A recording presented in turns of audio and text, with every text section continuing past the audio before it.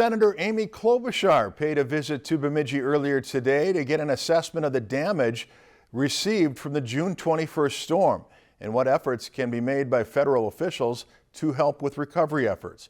Klobuchar met with local leaders and officials. After a brief meeting with those who led cleanup and recovery efforts, Senator Klobuchar took a tour of the city, stopping at places that suffered significant damage from the storm, like Diamond Point Park and the Sanford Center. Klobuchar said that she was astounded by how much damage there was, but was delighted to see the recovery efforts made so far.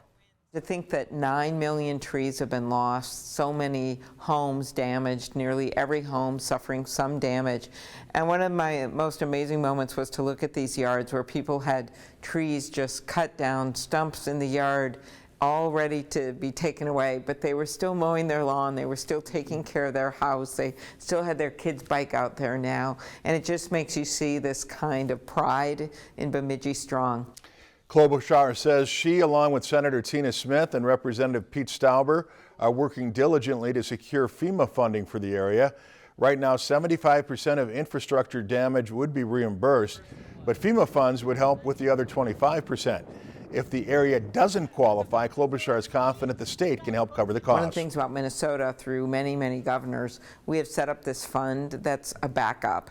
And basically, if someone doesn't qualify, we have a way to help out with public infrastructure.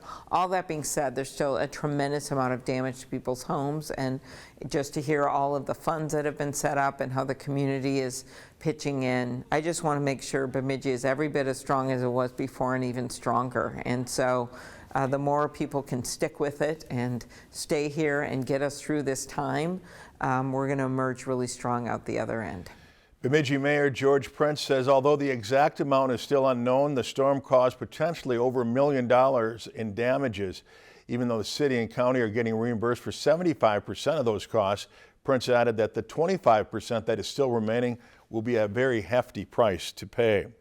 Lakeland News is a nonprofit news organization. Donate to Lakeland PBS today to support your local news team.